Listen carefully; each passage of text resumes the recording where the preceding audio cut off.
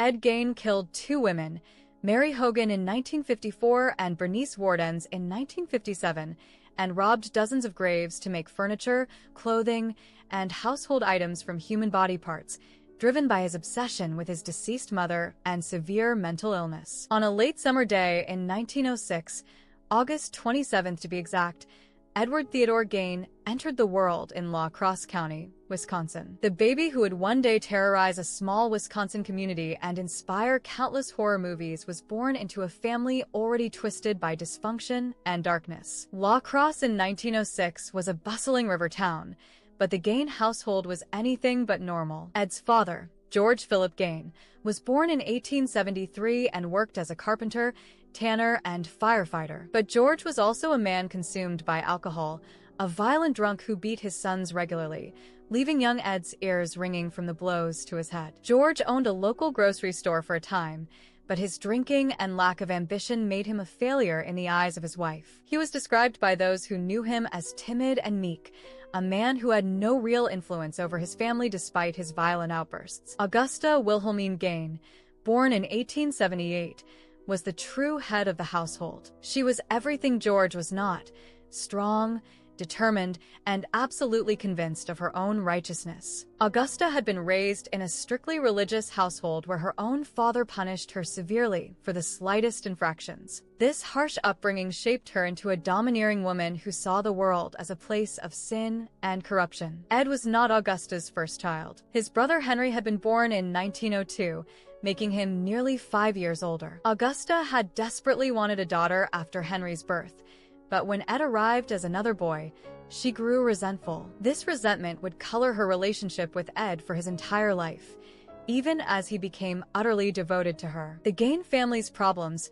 went far beyond the usual struggles of working-class life in early 20th century Wisconsin. Augusta was a woman possessed by religious fanaticism and a deep hatred of what she saw as the moral decay of modern society. She was nominally Lutheran, but her version of Christianity was twisted by her own fears and prejudices. Every afternoon, Augusta would gather her sons and read to them from the Bible. But these were not comforting bedtime stories or tales of redemption. Augusta selected the darkest passages from the Old Testament and the Book of Revelation, focusing obsessively on death, murder, and divine retribution. She preached constantly about the innate immorality of the world, telling her boys that all women except herself were vessels of sin and instruments of the devil. She warned them that drinking was evil, that sexual desires would damn them to hell, and that the world outside their home was filled with corruption and danger. Augusta's worldview was not just shaped by religious extremism,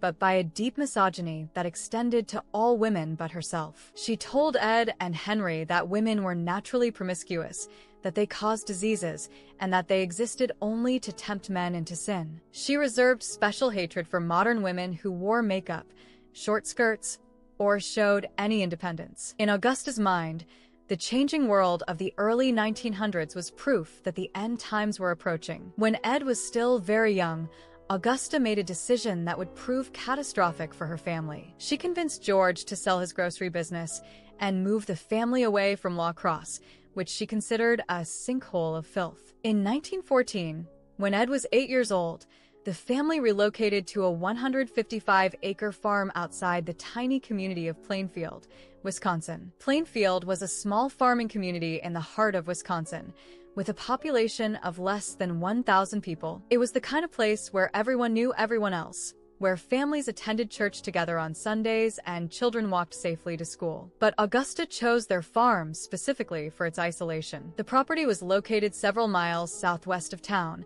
at the corner of Acre and 2nd Avenues, far from any neighbors who might influence her sons. The farmhouse itself was a modest white frame structure that would later become infamous around the world. It sat on 160 acres of Wisconsin farmland, surrounded by fields and woods that seemed to stretch forever. There were several outbuildings on the property, including a shed that Ed would later use as a summer kitchen, and which would become the site of one of the most horrific crime scenes in American history. Augusta's strategy for raising her sons was built on total control and isolation. She turned away any outsiders who might have influenced Ed and Henry, creating a bubble where only her voice and her beliefs mattered. She homeschooled the boys when possible, and when they did attend the local school, she made sure they understood that the other children came from bad families and were not to be trusted. Ed's childhood was marked by incredible loneliness and social isolation. He was naturally shy, but Augusta's restrictions made it impossible for him to develop normal friendships. At school,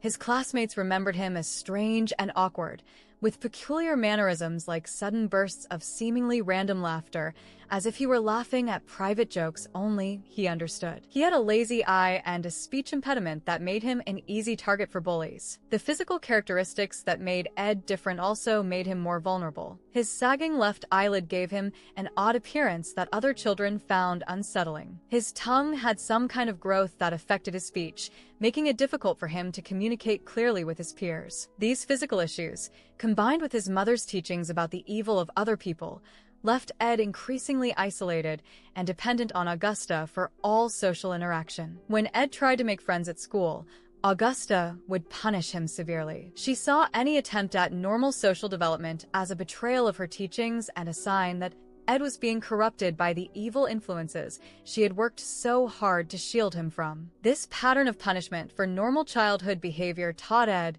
that his mother's approval was more important than anything else in the world. Despite his social problems, Ed did reasonably well academically, particularly in reading. He was an intelligent child who absorbed information easily, but his intelligence was shaped entirely by Augusta's twisted worldview. At home, Ed spent most of his time doing farm chores under his mother's watchful eye. He rarely left the farm except to attend school, and even then, Augusta made sure he came straight home. The farm work was hard and demanding, but it also gave Ed skills that would later prove useful in his criminal activities. He learned to butcher animals, to preserve meat, and to work with tools. He watched his parents slaughter pigs and other livestock, and according to some accounts, he showed a disturbing fascination with the process even as a child. Henry, being older, sometimes questioned Augusta's extreme views and harsh methods. He began to see through her religious fanaticism and occasionally stood up to her, which created tension in the household. Ed, however,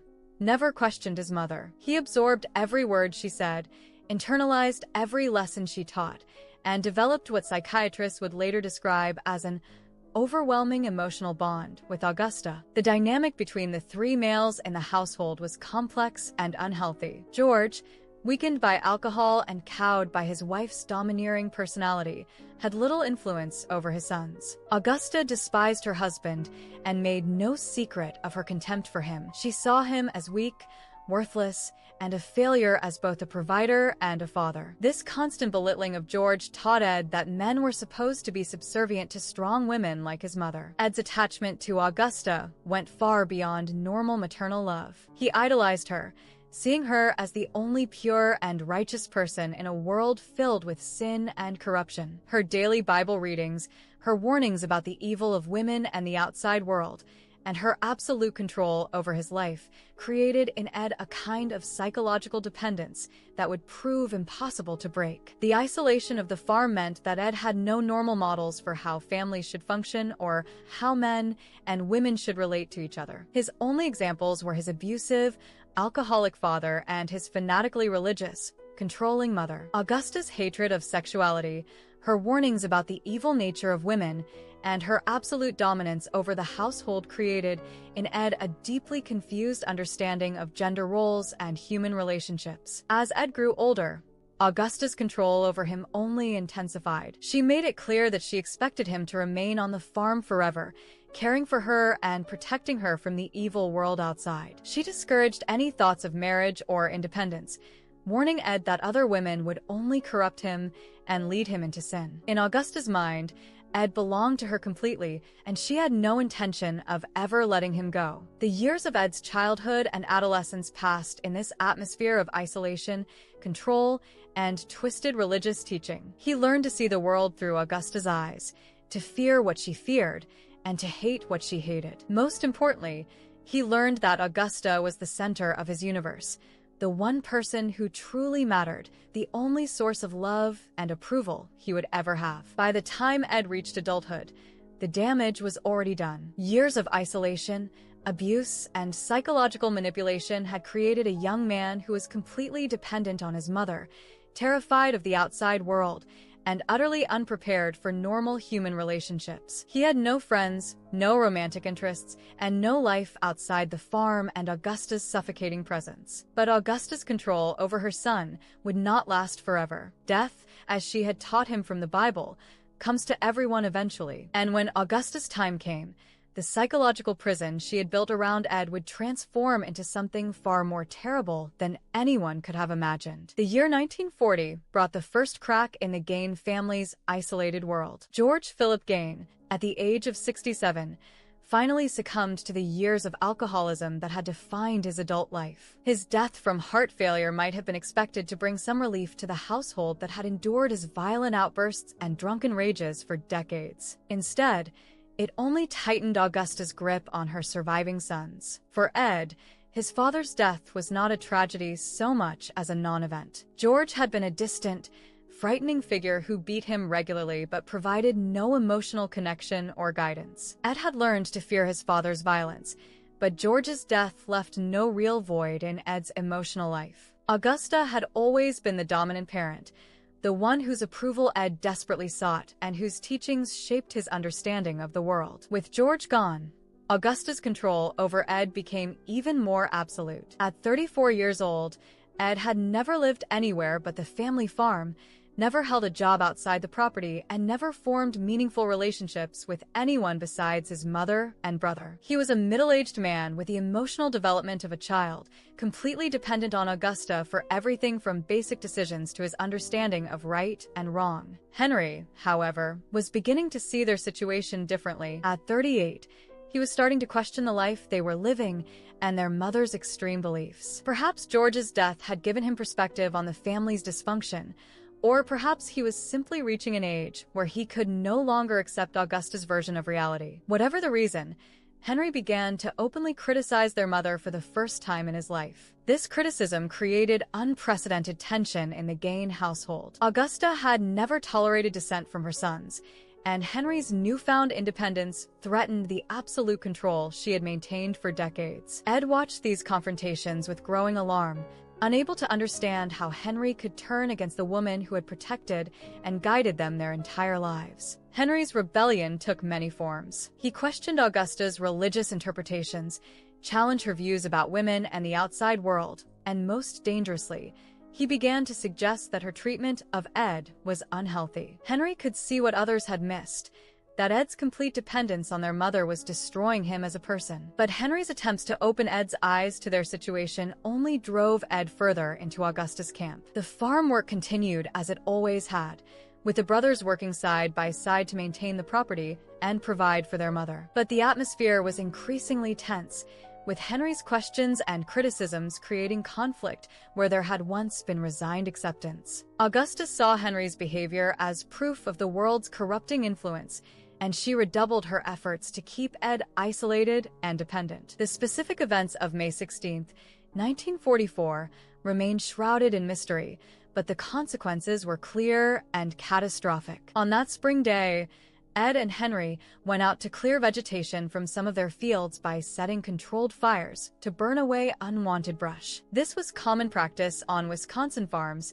a way to clear land for planting or to prevent larger wildfires later in the season. According to Ed's account, given to authorities years later, the fire got out of control sometime during the day. The brothers became separated in the smoke and confusion, and when Ed tried to find Henry, he discovered that his older brother had vanished. Ed claimed he searched for hours before finally giving up and returning to the farmhouse to get help. The volunteer fire department from Plainfield responded to Ed's call and spent the evening searching for Henry in the burned area. When they finally found his body, it was lying face down in a marsh area that had been untouched by the fire. Henry appeared to have died from asphyxiation, which was consistent with smoke inhalation, but there were troubling details that raised questions about what had really happened. Most significantly, Henry's body showed bruises on his head that appeared to have been caused by blunt force trauma. The bruises were inconsistent with a death from smoke inhalation, suggesting that Henry had been struck by something or someone before he died. However,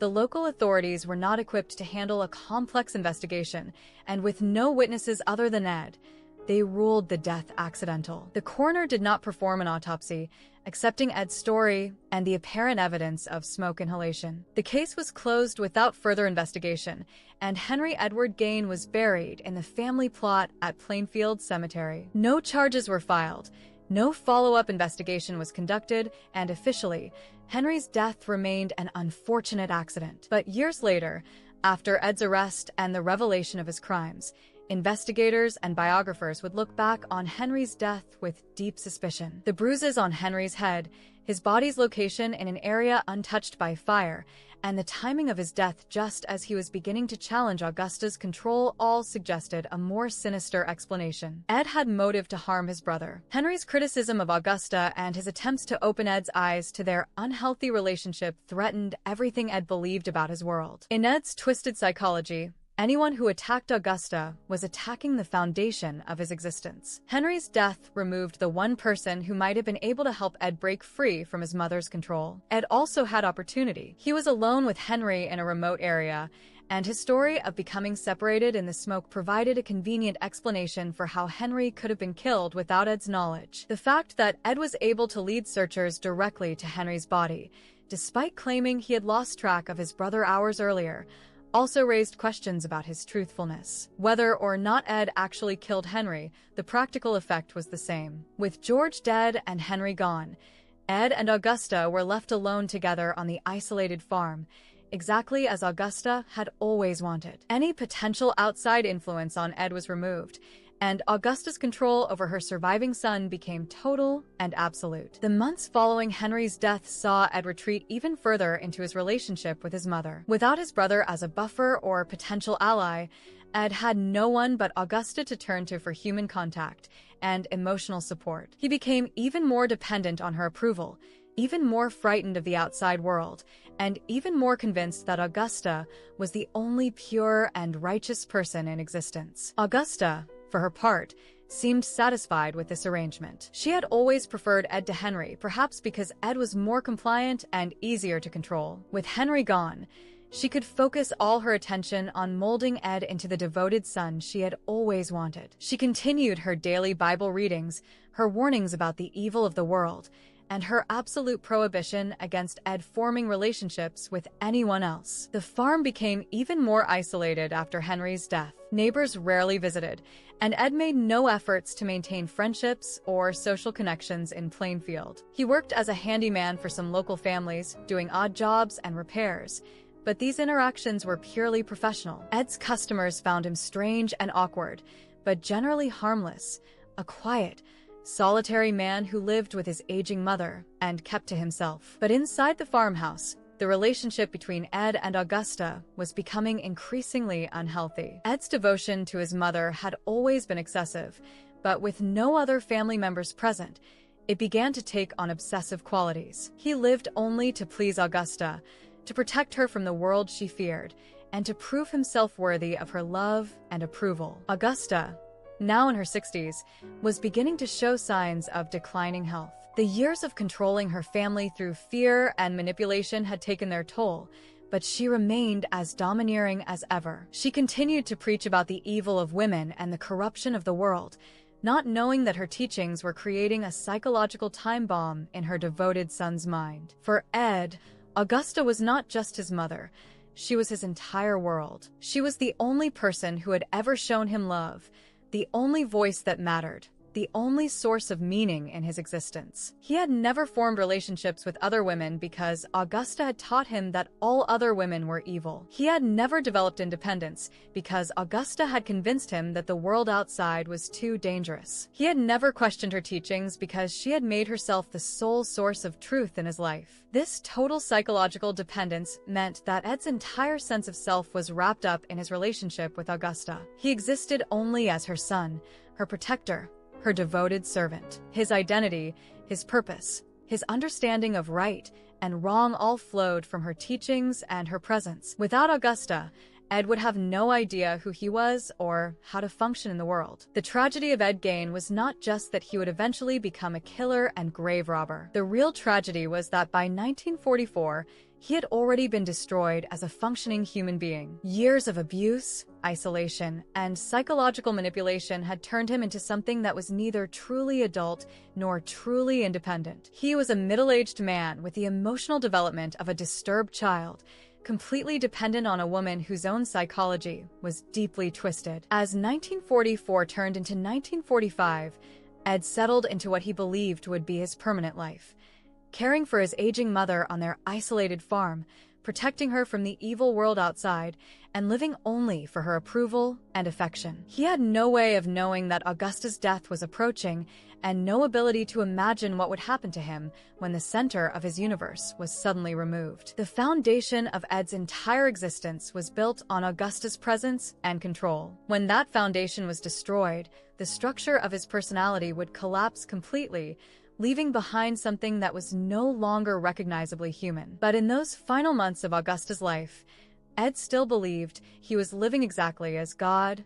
and his mother intended. He was wrong, but he would not discover his mistake until it was far too late. The stroke came without warning on a cold December day in 1944. Ed Gein, the woman who had controlled every aspect of her son's life for nearly 4 decades, suddenly found herself helpless and dependent on the very person she had worked so hard to dominate. The stroke left her partially paralyzed and struggling with speech, but her mind remained sharp enough to understand what was happening to her. For Ed, seeing his mother, the strongest, most powerful person in his world, reduced to a frail, sick woman was devastating. Augusta had always been his rock, his source of strength and guidance. She was supposed to be invincible, protected by her righteousness and her faith. The sight of her struggling to speak, unable to care for herself, shattered Ed's understanding of how the world worked. Ed threw himself into caring for Augusta with the same obsessive devotion he had always shown her. He helped her eat,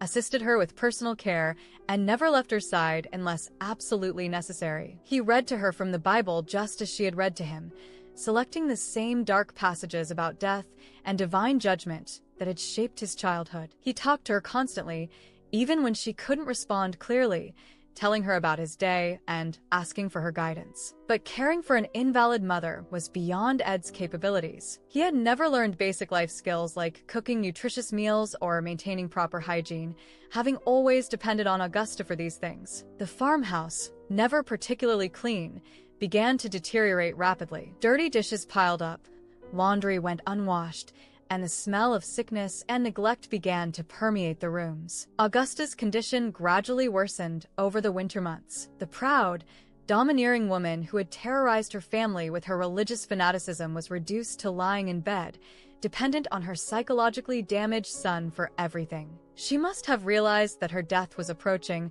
and perhaps she wondered what would happen to Ed when she was gone. But if she had any concerns about the monster she had created, she kept them to herself. The second stroke came in May 1945, just over a year after Henry's death. This one was massive and final, leaving Augusta unconscious and dying. Ed sat by her bedside for hours, holding her hand and begging her not to leave him. He promised to be a good son, to follow her teachings forever, to protect himself from the evil women and corrupting influences she had warned him about. Augusta Wilhelmine Gein died on May 29, 1945, at the age of 67. For Ed, her death was not just the loss of a parent, it was the destruction of his entire universe. Everything he understood about himself, about right and wrong, about the purpose of existence, had come from Augusta. Without her, he was not just alone. He was nothing. The funeral was a small affair attended by a handful of neighbors and acquaintances from Plainfield. Ed stood at the graveside in Plainfield Cemetery,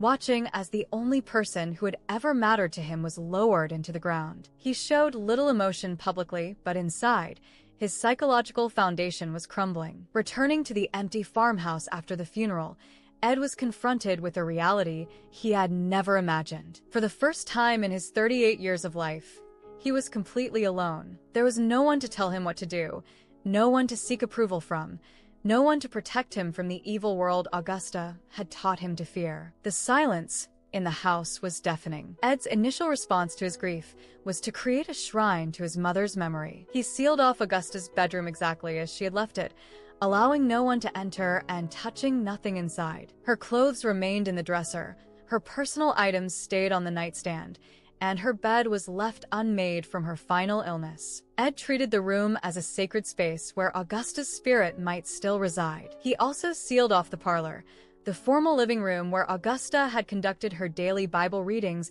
and delivered her lectures about the evil of the world. The rest of the house, the kitchen, Ed's bedroom, and a few other rooms, became increasingly filthy and cluttered as Ed lost the ability to maintain even basic cleanliness. But Augusta's spaces remained pristine, protected from the decay that was consuming the rest of the house and Ed's mind. In the weeks and months following Augusta's death, Ed tried to continue living as she would have wanted. He did his farm chores, took occasional handyman jobs in town, and avoided contact with other people. But without Augusta's constant guidance and control, he began to drift psychologically. The structure that had defined his entire life was gone, and he had no idea how to create a new one. Ed later told psychiatrists that he felt a force building up inside him after his mother's death. This force was his own suppressed personality, trying to emerge after decades of domination by Augusta's will. But Ed had no healthy way to channel these emerging feelings. He had never learned to form normal relationships,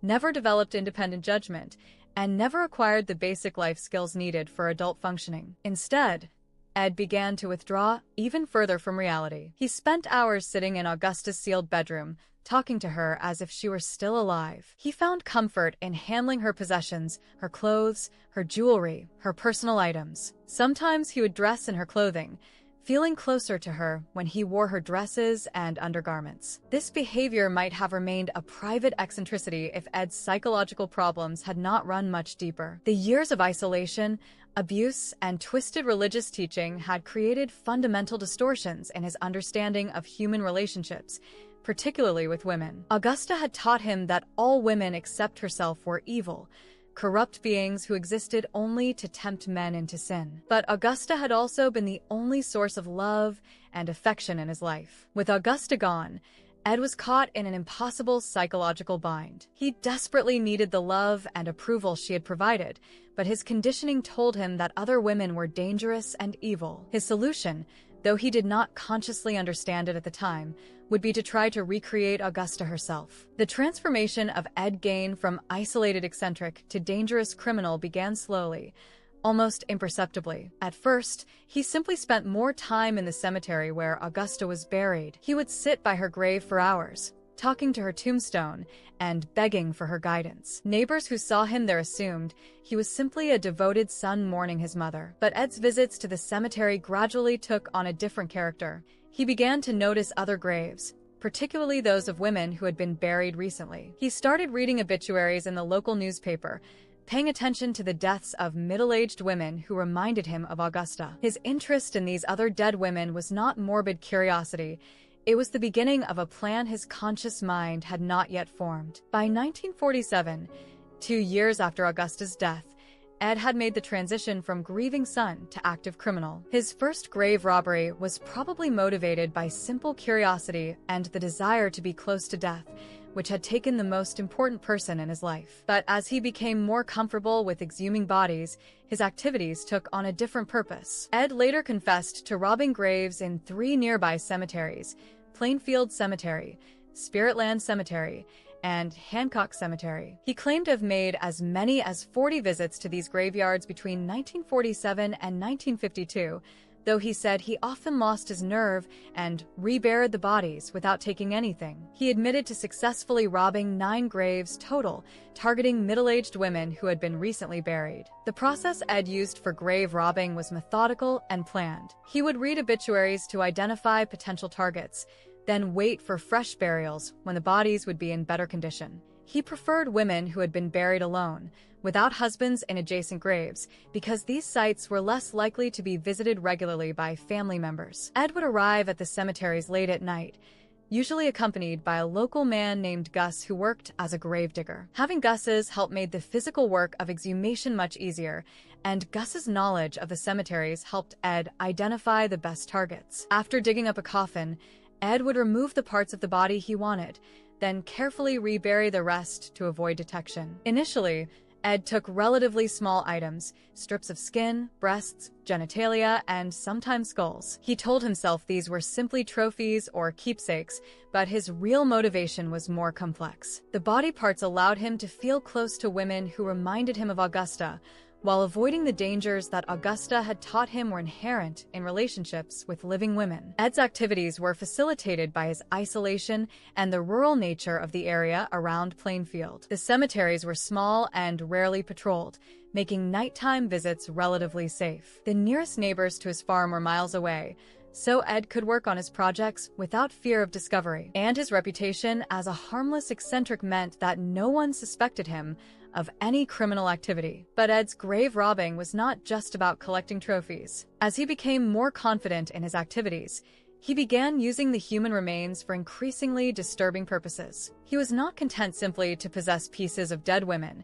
He wanted to recreate the experience of being with Augusta herself. Ed began fashioning items from the human remains that allowed him to feel closer to his mother. He made lampshades from human skin, carefully tanned and preserved. He created bowls from human skulls, using them for eating just as he and Augusta had shared meals together. He crafted a belt studded with human nipples and made chair coverings from human skin. Most disturbing of all, Ed created what he called a woman's suit, a vest made from the preserved torso of a female corpse, complete with breasts and female genitalia. He would wear this grotesque garment around the farmhouse, pretending to be a woman and imagining himself as Augusta. This behavior represented the complete breakdown of Ed's psychological boundaries between himself and his mother. Ed also preserved and mounted the faces of 9 women on his walls, treating them like hunting trophies. When visitors to his home occasionally commented on these macabre decorations, Ed claimed they were wartime souvenirs from a cousin who had served in the Pacific during World War II.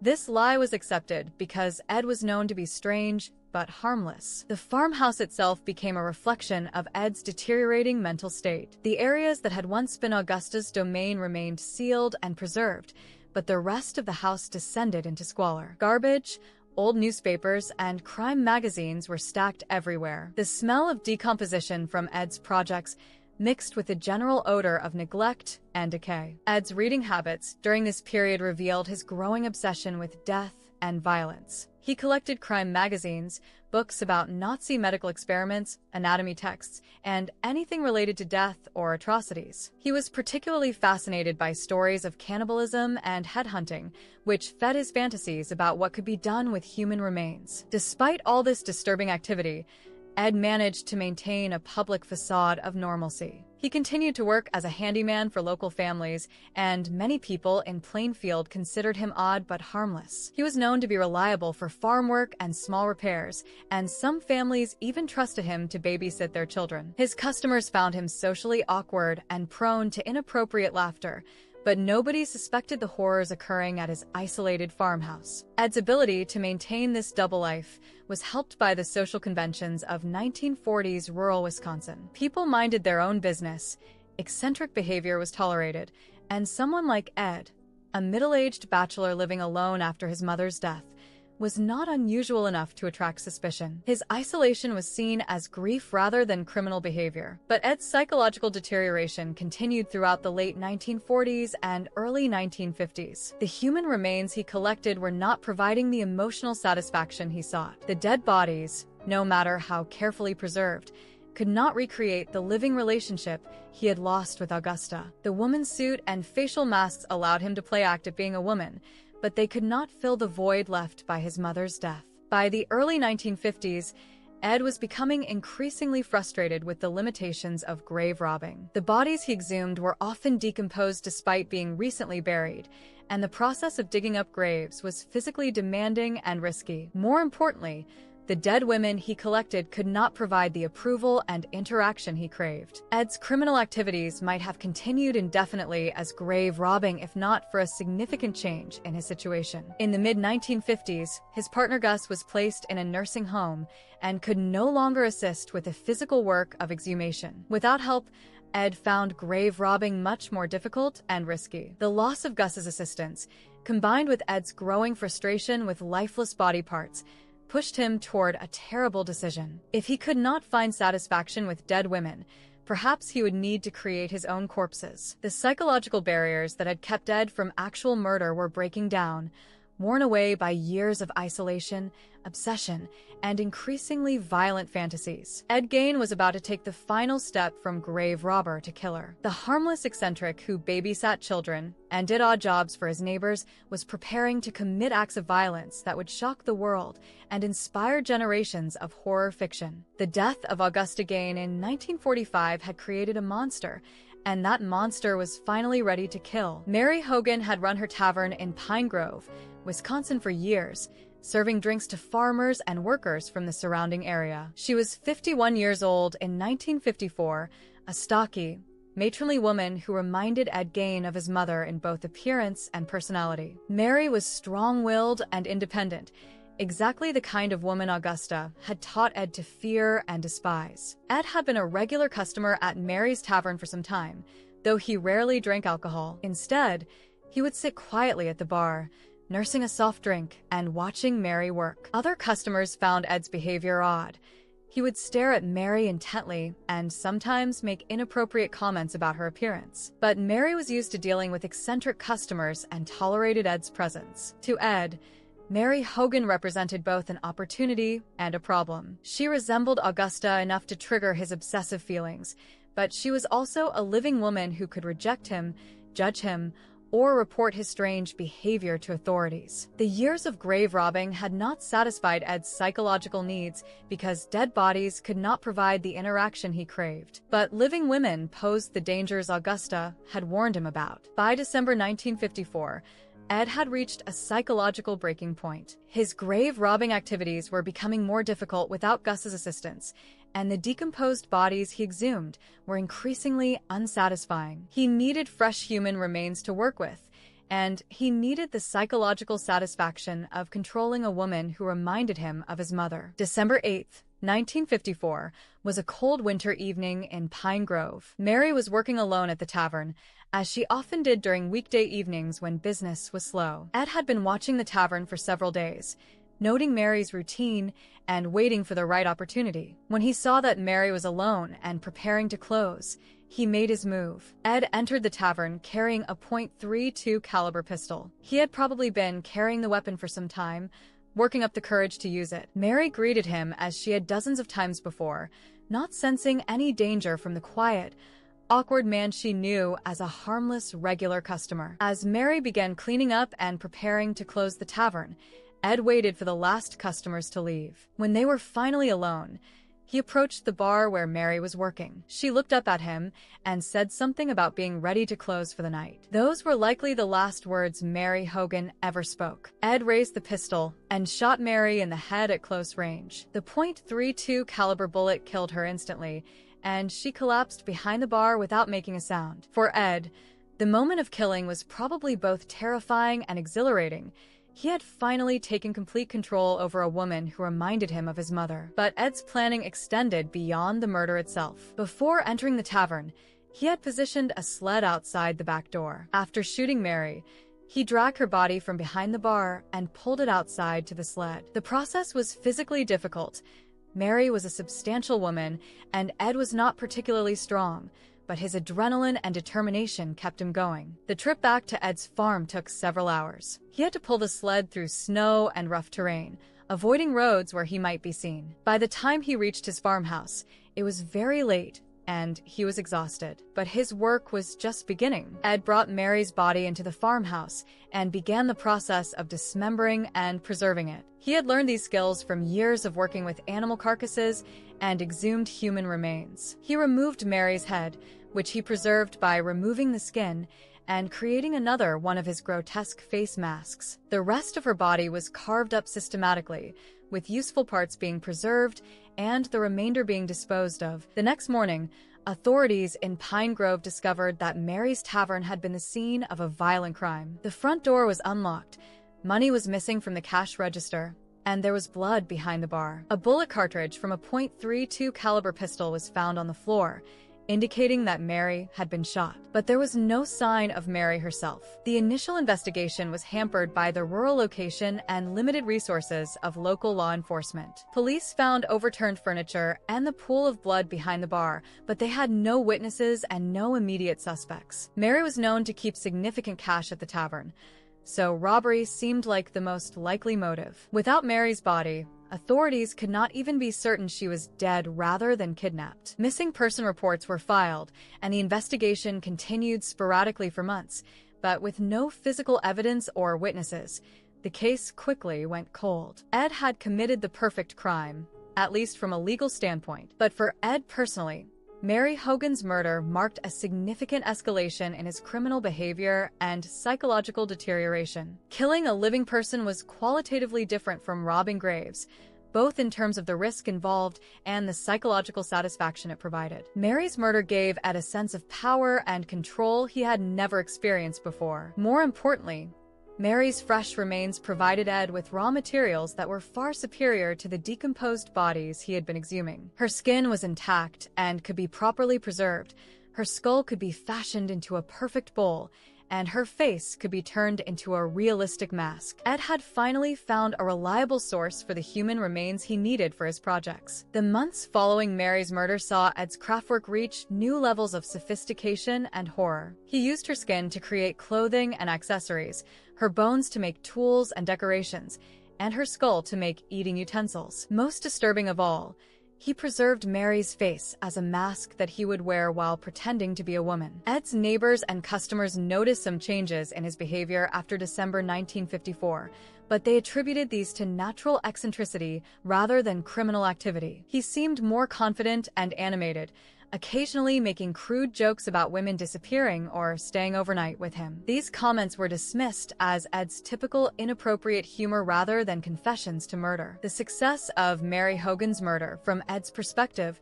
created a template for future crimes. He had learned that he could kill a woman, dispose of the body, and avoid detection by law enforcement. More importantly, he had discovered that fresh human remains provided far greater satisfaction than grave robbing ever had. But Ed's psychological needs were not permanently satisfied by one murder. The same obsessive drives that had led him to rob graves were still operating, made even stronger by the success of his first killing. Mary Hogan's remains could be fashioned into useful items and preserved for his fantasies, but they could not recreate the living relationship he had lost when Augusta died. Ed spent the next 3 years after Mary's murder continuing his double life as both community handyman and secret killer. He maintained his public facade of harmless eccentricity while privately working with Mary's remains and planning his next crime. The farmhouse became even more cluttered and foul-smelling as Ed's collection of human artifacts grew. During this period, Ed also continued reading his crime magazines and anatomy books,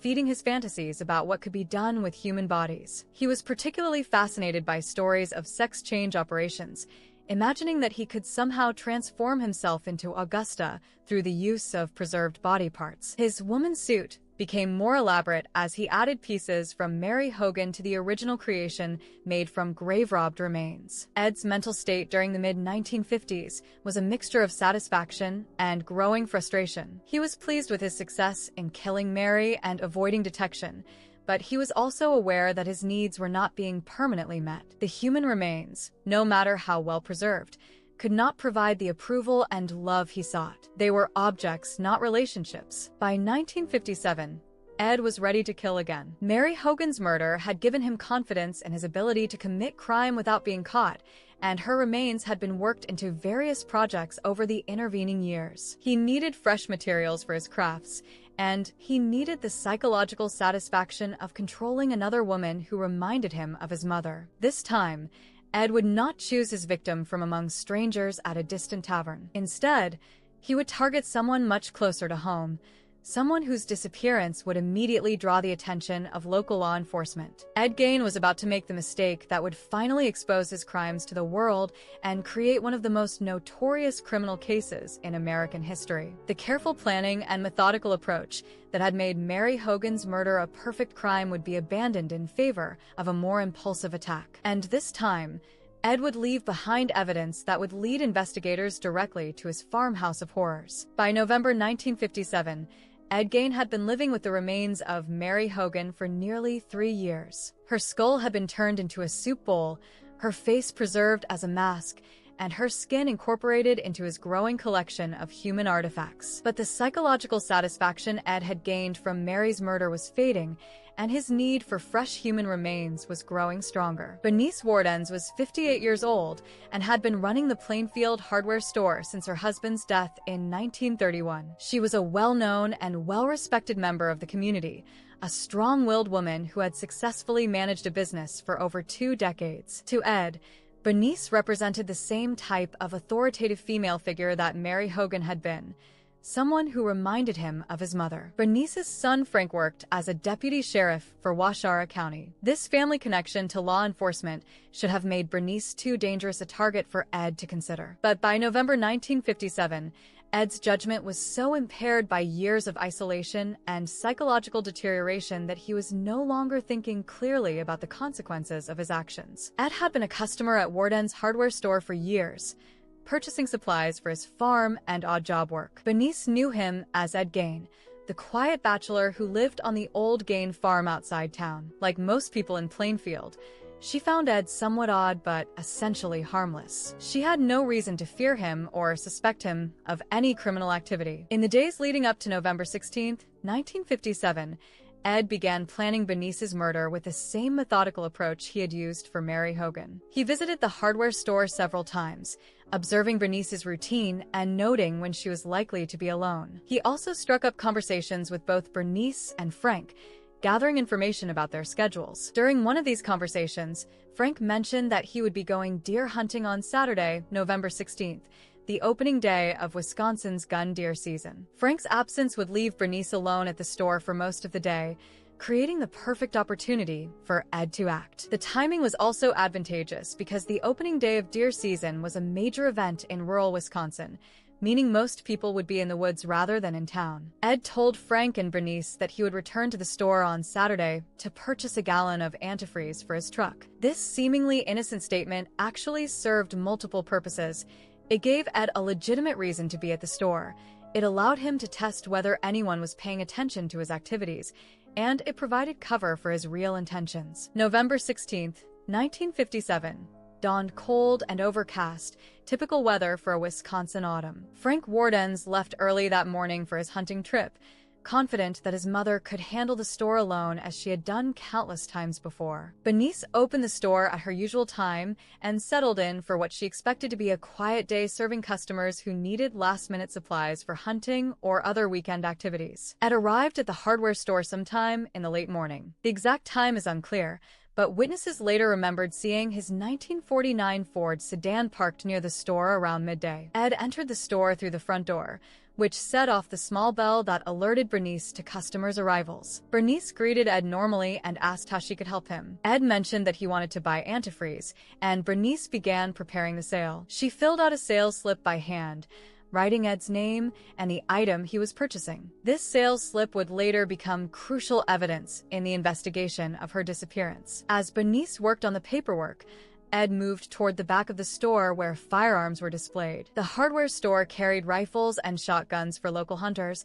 and Ed was familiar with the inventory from his previous visits. He selected a .22 caliber rifle from the display and found ammunition to go with it. What happened next occurred very quickly. Ed loaded the rifle and approached Bernice, who was still working at the counter near the front of the store. Before she could react or even understand what was happening, Ed shot her in the head at close range. The .22 caliber bullet killed Bernice instantly, and she collapsed behind the counter. Unlike the Mary Hogan murder, which had been carefully planned and executed in the evening when no witnesses were likely, Bernice Warden's killing was more impulsive and risky. Ed had committed murder in broad daylight in the middle of town, leaving multiple pieces of evidence behind. But his psychological needs had overcome his caution, and he was driven by compulsions he could no longer control. After shooting Bernice, Ed's first priority was getting her body out of the store. He dragged her corpse through the store and out the back door, where his truck was parked. The process left a trail of blood from the front counter to the back exit, creating obvious evidence that a violent crime had occurred. Ed loaded Bernice's body into his truck and drove back to his farm. The trip took only a few minutes since the store was relatively close to his property. Once at the farmhouse, Ed brought Bernice's body to the shed he used as a summer kitchen, where he had more room to work than inside the cramped house. Before leaving the hardware store, Ed had also stolen the cash register, which contained about $41. This theft was probably an afterthought rather than a primary motive, since Ed had never shown much interest in money and had killed Mary Hogan without taking significant cash. But the missing register would become another important clue for investigators. Back at his farm, Ed immediately began the process of butchering Bernice's body. He hung her corpse upside down from the rafters of the summer kitchen, just as he would have dressed a deer carcass. Using knives and other tools, he slit Bernice's body from sternum to pelvis, removing her internal organs just as he had done with animal carcasses and Mary Hogan's remains. Ed also decapitated Bernice,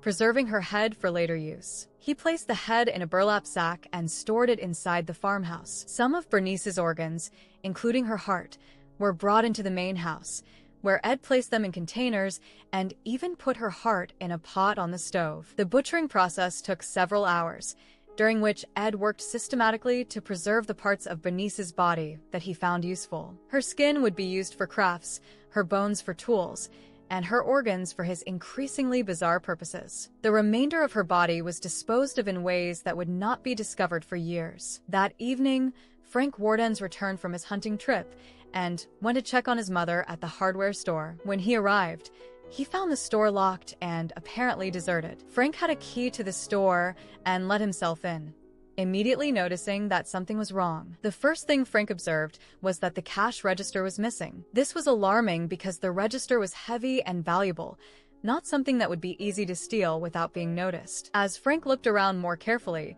he discovered a pool of blood behind the front counter and a blood trail leading toward the back of the store. Frank also found the sales slip his mother had been writing when Ed arrived. The slip was made out to Ed Gein for 1 gallon of antifreeze, exactly what Ed had told Frank and Bernice he would be purchasing. This physical evidence immediately made Ed the prime suspect in whatever had happened to Bernice. Frank immediately called for assistance from his fellow law enforcement officers. Sheriff Arthur Schley and other deputies responded quickly, and an investigation began immediately. The blood evidence, the missing cash register, and the sales slip made it clear that a violent crime had occurred and that Bernice Warden's was either seriously injured or dead. The investigation moved quickly because Frank Warden's law enforcement connections ensured that the case received immediate attention. Unlike Mary Hogan's disappearance 3 years earlier, which had been handled by rural authorities with limited resources, Bernice's case involved multiple law enforcement agencies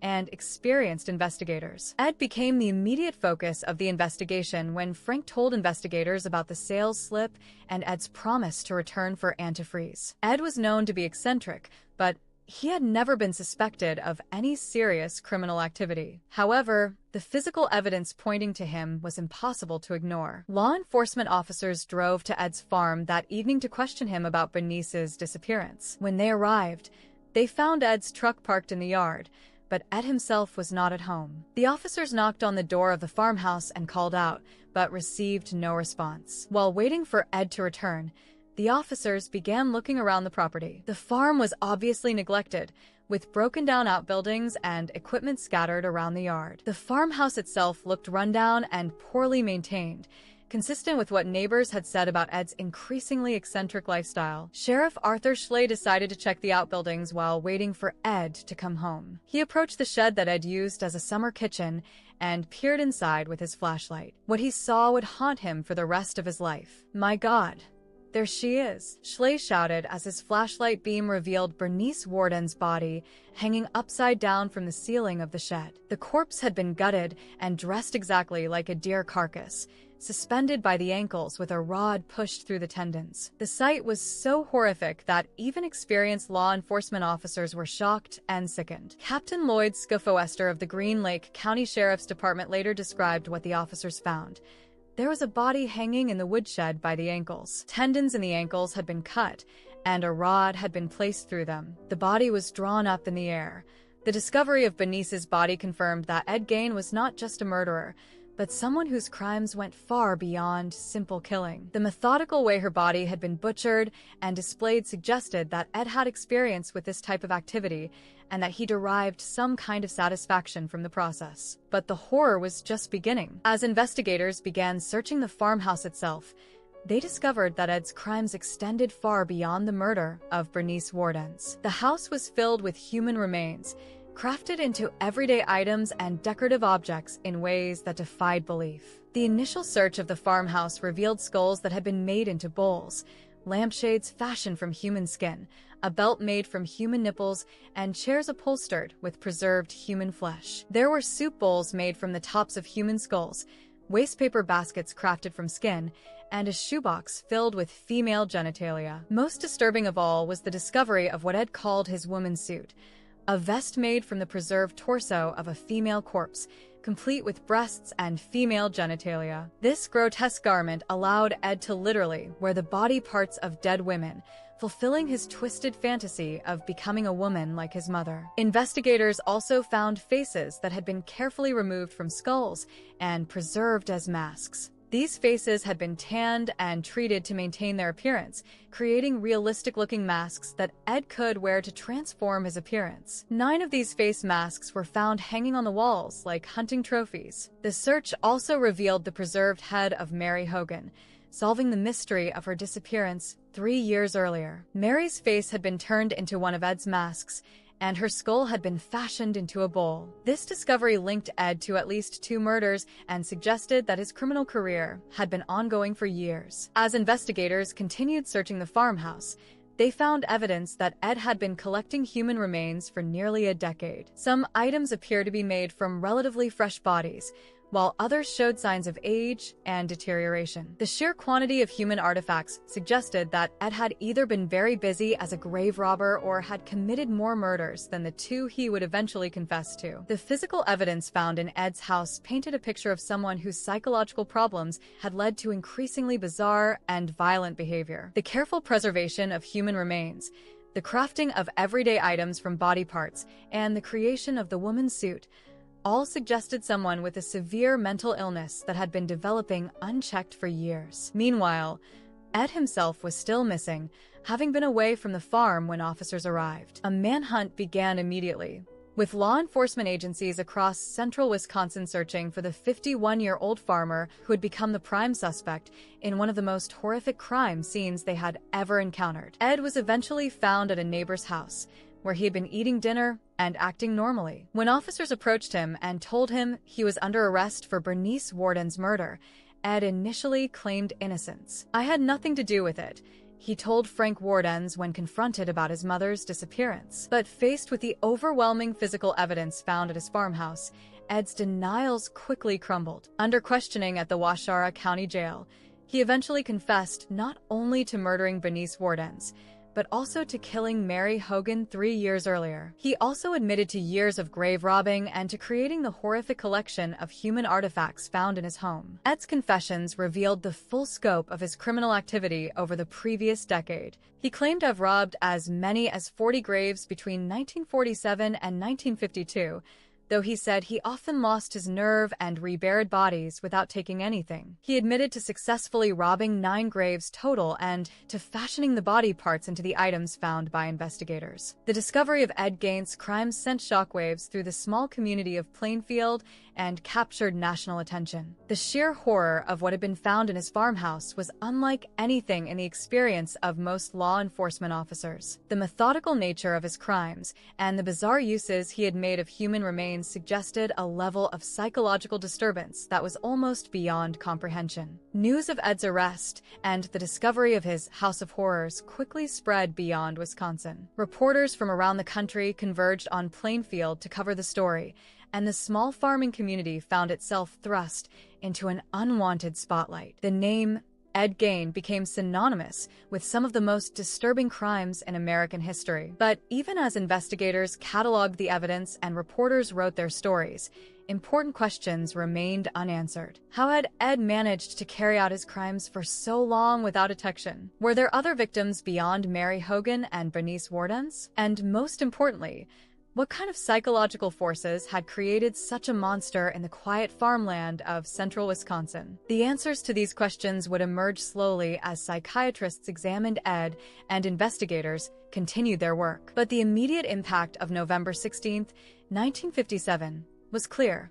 One of the most notorious criminal cases in American history had been exposed, and the name Ed Gein would forever be associated with horrors that most people could barely imagine. The interrogation of Ed Gein began almost immediately after his arrest on November 16, 1957. Waushara County District Attorney Earl Killeen took charge of the questioning, hoping to get a full confession and understand the scope of Ed's crimes. What they discovered was even more disturbing than the physical evidence found at the farmhouse. Ed's initial reaction to his arrest was denial and confusion. When first confronted about Bernice Worden's disappearance, he claimed to know nothing about it. "I had nothing to do with it," he told Deputy Frank Wardens when arrested. But this facade of innocence could not be maintained when investigators described what they had found at his farm. The interrogation took place at the Waushara County Jail in Wautoma. Ed was placed in a small cell and questioned for hours by District Attorney Killeen, Sheriff Arthur Schley, and other investigators. The questioning was intense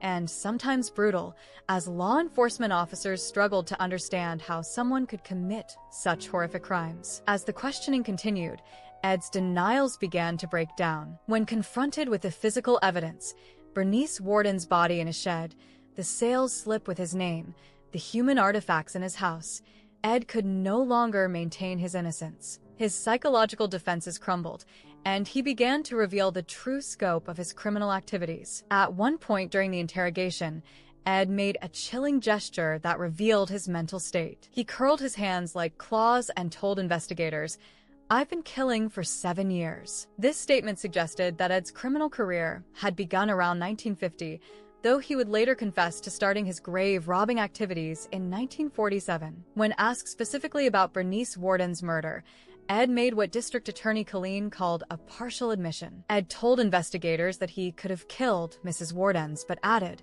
"I can't remember." This claim of memory loss would become a recurring theme in Ed's confessions and would later play a crucial role in his legal defense. Ed's confession to Mary Hogan's murder came more easily. Perhaps because 3 years had passed since that crime, Ed was more willing to admit his involvement. He described shooting Mary at her tavern and dragging her body back to his farm on a sled. He also admitted to preserving parts of her body and fashioning them into various items found in his house. But it was Ed's admissions about grave robbing that truly shocked investigators. He claimed to have visited local cemeteries as many as 40 times between 1947 and 1952, exhuming the bodies of recently buried women. Ed said he often lost his nerve and reburied bodies without taking anything, but he successfully robbed 9 graves total. Ed's description of his grave robbing activities was methodical and detailed. He explained how he would read obituaries to identify potential targets, preferring middle-aged women who reminded him of his mother. He would wait for fresh burials when bodies would be in better condition,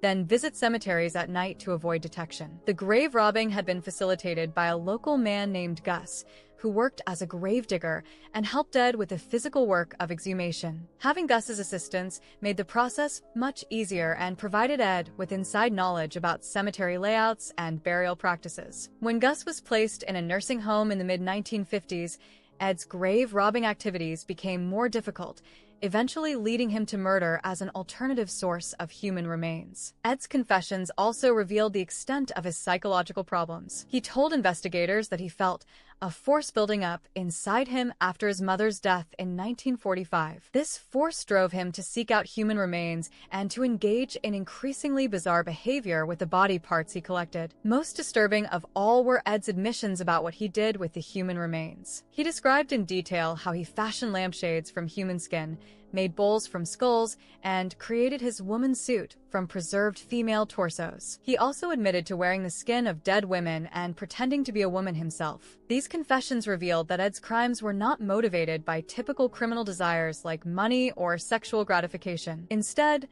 They were driven by a profound psychological disturbance related to his relationship with his mother and his understanding of gender and identity. Ed was trying to recreate his mother through the use of human remains and to transform himself into the woman he believed Augusta wanted him to be. The interrogation also revealed Ed's claims about other potential crimes. He suggested that he might have been involved in additional murders and disappearances, but investigators were never able to confirm these claims. Some evidence suggested that Ed might have killed two men who hired him as a hunting guide in 1952, but these cases were never solved. During the questioning, Sheriff Arthur Schley became increasingly frustrated with Ed's calm demeanor and apparent lack of remorse. At one point, Schley subjected Ed to a brutal physical assault, banging his head repeatedly against a brick wall. This assault was witnessed by other officers, but was not immediately reported, reflecting the intense emotions Ed's crimes had generated among law enforcement personnel. Schley's assault on Ed had serious legal consequences. The beating rendered Ed's confession inadmissible in court,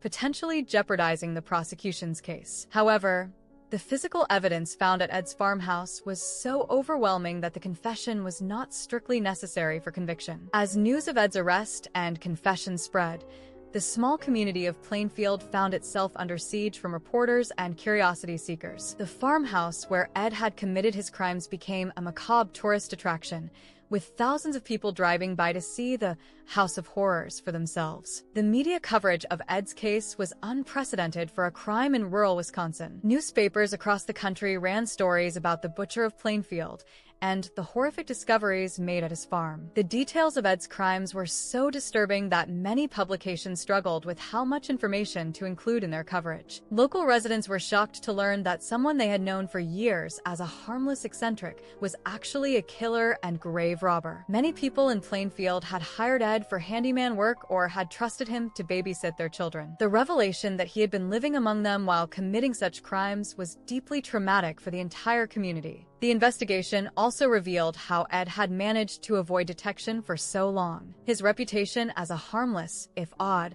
bachelor had provided perfect cover for his criminal activities. The isolation of his farm meant that he could work on his projects without fear of discovery, and his skill at maintaining a public facade of normalcy had fooled everyone who knew him. Ed's customers and neighbors began to recall disturbing incidents that they had previously dismissed as harmless eccentricity. His inappropriate jokes about women staying overnight with him, his strange laughter at inappropriate times, and his intense interest in news about missing women all took on new significance in light of his crimes. The physical evidence found at Ed's farmhouse was carefully cataloged and analyzed by investigators. The sheer quantity of human remains suggested that Ed had been collecting body parts for nearly a decade. Some items were made from relatively fresh remains, while others showed signs of age and deterioration. Investigators found evidence of at least 15 different individuals among the remains in Ed's house. This number included the confirmed victims Mary Hogan and Bernice Wardens,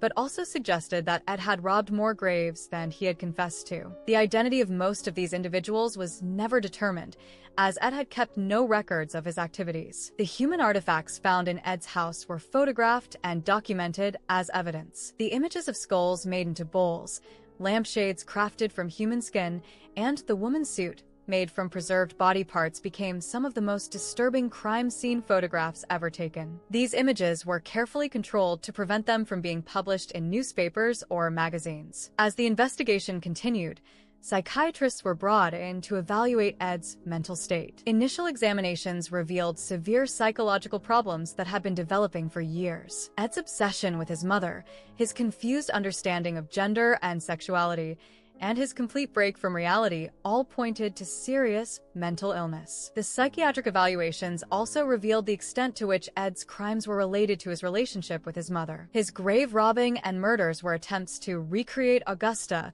through the use of human remains. His woman's suit and face masks were part of his fantasy of actually becoming his mother, the only woman he had ever loved or trusted. Ed's behavior during his imprisonment was generally cooperative and docile. He seemed almost relieved that his secret life had been exposed and showed little resistance to the investigation. This cooperation was consistent with his lifelong pattern of seeking approval from authority figures, even when those figures were prosecuting him for horrible crimes. The legal process began moving forward as prosecutors prepared their case against Ed. The evidence was overwhelming. The physical remains found at his farmhouse, his confessions to multiple crimes, and the testimony of witnesses who had seen him at the crime scenes. The only real question was whether Ed was mentally competent to stand trial. But even as the legal system began to process Ed's case, important questions remained unanswered. How many people had Ed actually killed? Were there other crime scenes or burial sites that had not been discovered? And most importantly, how could such a monster have been created in the quiet farmland of Wisconsin? The answers to some of these questions would emerge during Ed's psychiatric evaluation and trial, but others would remain mysteries, lost in the twisted mind of a man whose crimes had shocked the world and whose story would inspire decades of horror fiction and psychological analysis. The small community of Plainfield would never be the same after November 1957. The revelation that Ed Gein had been living among them while committing unspeakable crimes shattered their sense of safety and normalcy. The name of their town would forever be associated with one of the most notorious criminals in American history. Following his arrest and confession, Ed Gein was subjected to extensive psychiatric evaluation to determine his mental state and fitness to stand trial. The psychiatrists who examined him found a man whose mind had been shattered by years of abuse, isolation, and psychological manipulation. Their findings would reveal the complex mental processes that had created one of America's most notorious criminals. Dr. Edward F. Kelleher, the state psychiatrist assigned to Ed's case, conducted the initial evaluation. What he found was a man who lived in a fantasy world where the boundaries between life and death, self and other, male and female, had completely broken down. Ed's crimes were not the result of typical criminal motivation, but rather the product of severe mental illness that had been developing since childhood. The psychiatric evaluation revealed that Ed suffered from what would today be diagnosed as schizophrenia. This mental illness was characterized by delusions, hallucinations, and a complete break from reality. Ed's delusions centered around his mother and his belief that he could bring her back to life through the use of human remains. Ed told psychiatrists that he heard Augusta's voice speaking to him, especially when he was working with the human artifacts he had created. These auditory hallucinations provided him with guidance and approval for his actions, recreating the controlling relationship he had lost when Augusta died. In Ed's mind, his mother was still alive and still directing his behavior through these voices. The evaluation also revealed Ed's confused understanding of gender and sexuality. Augusta's teachings about the evil nature of women had created deep conflicts in Ed's mind about his own identity. He was simultaneously attracted to women who reminded him of his mother and terrified of the corruption Augusta had taught him they represented. Ed's solution to this conflict was his woman suit and face masks, which allowed him to literally become a woman. By wearing the preserved skin and body parts of dead women, Ed could experience being female without the dangers Augusta had warned him about. Dead women could not reject him, corrupt him, or report his behavior to others. The psychiatrists discovered that Ed's grave robbing and murders were part of an elaborate fantasy in which he was trying to recreate Augusta. He selected victims who resembled his mother in age and appearance, then preserved their remains in ways that would allow him to maintain a relationship with them. In Ed's delusional mind, these women were not really dead. They were transformed versions of Augusta who could provide the love and guidance he desperately needed. Ed's description of his crimes revealed the extent of his psychological disturbance. He claimed to be in a dazed state when he committed murders and robbed graves, suggesting that he dissociated from reality during his criminal activities. This dissociation allowed him to commit horrific acts without experiencing the normal emotional responses of guilt or remorse. The psychiatric evaluation also uncovered Ed's obsession with death and anatomy. His collection of crime magazines, books about Nazi medical experiments, and anatomy texts had fed his fantasies about what could be done with human bodies. Ed was particularly fascinated by stories of cannibalism and headhunting, which provided him with ideas for his own projects. However, psychiatrists found no evidence that Ed had engaged in cannibalism himself. Despite rumors and speculation, Ed consistently denied eating human flesh, and no physical evidence of cannibalism was found at his farmhouse. His interest in human remains was focused on preservation and transformation rather than consumption. Ed's relationship with his mother was identified as the central factor in his psychological development. Augusta's domineering personality, religious fanaticism, and hatred of women had created in Ed an overwhelming emotional bond that persisted long after her death. Ed's entire sense of identity was built around being Augusta's devoted son, and her death had left him psychologically adrift. The evaluation revealed that Ed had never developed normal adult relationships or independence. At 51 years old, he had the emotional maturity of a child who had never been allowed to grow up. His crimes were attempts to recreate the only relationship that had ever mattered to him, using the only methods his damaged mind could conceive. Psychiatrists also discovered that Ed's crimes followed a specific pattern related to his psychological needs. He targeted women who reminded him of Augusta, killed them quickly and efficiently, then spent extensive time working with their remains. This process allowed him to maintain control over women who might otherwise reject him, while also providing the raw materials for his fantasies about becoming a woman himself. The timing of Ed's criminal escalation was also significant. His grave robbing began in 1947,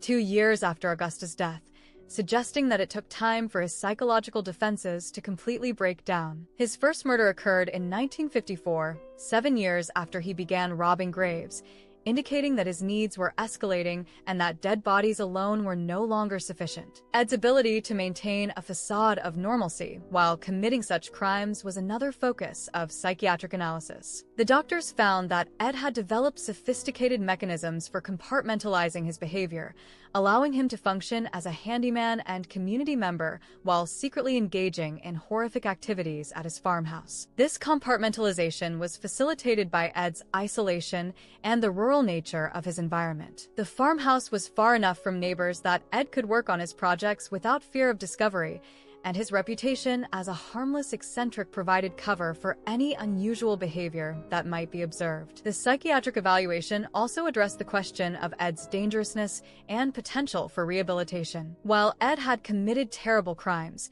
psychiatrists found that his violence was specifically directed toward recreating his relationship with his mother. He was not a random killer who posed a general threat to society, but rather someone whose crimes served very specific psychological needs. Ed's cooperative behavior during his evaluation and imprisonment suggested that he was not inherently violent or antisocial. Once his secret activities were exposed, and he was removed from the environment that had enabled his fantasies, Ed showed no signs of wanting to harm anyone. He seemed almost relieved that his double life was over and that he no longer had to maintain his elaborate deceptions. The psychiatrist's findings raised important questions about Ed's legal responsibility for his crimes. While he had clearly committed murder and grave robbing, his severe mental illness suggested that he might not have been legally sane at the time of his crimes. The evaluation would play a crucial role in determining whether Ed would face trial or be committed to a mental institution. The psychiatric reports also provided insights into how Ed's crimes might have been prevented. Early intervention for his mental health problems, removal from Augusta's destructive influence, or simply normal social contact during his development might have prevented the escalation that led to murder. But by the time Ed's crimes were discovered, the damage to his psyche was irreversible. Ed's case became a landmark in the study of criminal psychology. His crimes provided researchers with unique insights into the relationship between childhood trauma, mental illness, and violent behavior. The detailed documentation of his psychological state and criminal activities became valuable resources for understanding how such monsters are created. The evaluation also revealed the extent to which Ed's crimes were driven by his need for human connection rather than typical criminal motives. He was not seeking money, power, or sexual gratification in the conventional sense. Instead, he was trying to recreate the only loving relationship he had ever known, using methods that his damaged mind saw as logical and necessary. Ed's ability to live with the human remains he collected also provided insights into his psychological state. He showed no revulsion or distress when handling decomposed body parts, suggesting that his normal emotional responses had been completely suppressed. The items he created from human remains were not seen by him as grotesque or disturbing, but rather as treasured possessions that connected him to the women he idealized. The psychiatric evaluation concluded that Ed was suffering from chronic schizophrenia and was not competent to stand trial at the time of his examination. His break from reality was too complete for him to understand the charges against him or to participate meaningfully in his own defense. The recommendation was that Ed be committed to a mental institution for treatment rather than prosecution. This finding was consistent with the legal standards of the time, which recognized that severely mentally ill defendants could not be held fully responsible for their crimes. Ed's case became an important precedent in the application of the insanity defense, demonstrating how profound mental illness could render someone legally incompetent despite their ability to plan and carry out complex crimes. The psychiatric evaluation of Ed Gein provided crucial insights into one of the most disturbing criminal cases in American history. It revealed a man whose mind had been destroyed by childhood trauma and whose crimes were desperate attempts to recreate a lost relationship. While Ed's actions were horrific and inexcusable, the evaluation showed that they were the product of mental illness rather than pure evil. Understanding Ed's psychology would prove important not just for his legal case, but also for the broader study of criminal behavior and mental illness. His story became a cautionary tale about the dangers of child abuse, isolation, and untreated mental health problems. It also demonstrated how society's failure to recognize and address mental illness could lead to tragic consequences for everyone involved. On January 16, 1958, Ed Gein was committed to the Central State Hospital for the Criminally Insane in Waupun, Wisconsin. The psychiatric evaluation had determined that he was not competent to stand trial due to his schizophrenia and complete break from reality. For nearly a decade, Ed would remain in the mental health system while doctors attempted to treat his condition and restore him to competency. The decision to commit Ed to a mental institution rather than proceeding immediately to trial was controversial in the community. Many residents of Plainfield and the victims' families felt that Ed should face the full consequences of his crimes regardless of his mental state. They saw the insanity finding as a way for Ed to escape the punishment he deserved. However, the legal system of the 1950s recognized that defendants who could not understand the charges against them or participate in their own defense could not receive a fair trial. Ed's complete disconnection from reality made it impossible for him to work with attorneys or comprehend the legal proceedings. Treatment was necessary before justice could be served. Life at Central State Hospital was a dramatic change from Ed's isolated existence on the farm. For the first time in decades, he was surrounded by other people and had a structured daily routine. The hospital provided regular meals, clean living conditions, and medical care, luxuries Ed had not experienced since his mother's death. Ed adapted well to institutional life, becoming what staff described as a model patient. He was cooperative with treatment, followed rules without complaint, and got along reasonably well with other patients. He seemed almost relieved to be free from the burden of maintaining his double life and managing his elaborate fantasies. The hospital environment also provided Ed with activities and stimulation he had lacked on the farm. He participated in occupational therapy, learning crafts like stone polishing and rug making. He was an avid reader and enjoyed regular conversations with psychiatrists and staff members. He even developed an interest in ham radios and was allowed to purchase equipment with money he earned from his work. Ed's treatment included regular psychiatric sessions aimed at helping him understand his condition and develop healthier coping mechanisms. However, the depth of his psychological problems made progress slow and difficult. His delusions about his mother and his confused understanding of gender and identity were deeply ingrained and resistant to change. The psychiatric staff worked to help Ed distinguish between reality and fantasy, teaching him that the voices he heard were hallucinations rather than actual communication from his deceased mother. They also addressed his obsession with becoming a woman, helping him understand that his woman suit and face masks were symptoms of mental illness rather than legitimate expressions of identity. Despite these efforts, Ed's fundamental personality remained largely unchanged during his hospitalization. He continued to idealize his mother and to see his crimes as attempts to honor her memory rather than acts of violence against innocent people. His capacity for remorse or empathy remained severely limited. Meanwhile, the legal system waited for Ed to become competent enough to face trial. The charges against him remained active: first-degree murder in the death of Bernice Wardens, as well as potential charges related to Mary Hogan's murder and his grave robbing activities. Prosecutors were determined to see Ed face justice, once his mental state improved. The decade Ed spent in the mental hospital saw significant changes in the community of Plainfield. The initial media frenzy died down, but the town remained forever marked by the association with Ed's crimes. The farmhouse where Ed had committed his horrors became a morbid tourist attraction until it burned down in March 1958, allegedly due to arson by locals who wanted to erase the reminder of what had happened there. Ed's personal belongings and the evidence from his crimes were eventually sold at public auction. His car was purchased by a showman who toured it around Wisconsin as the Ghoul car,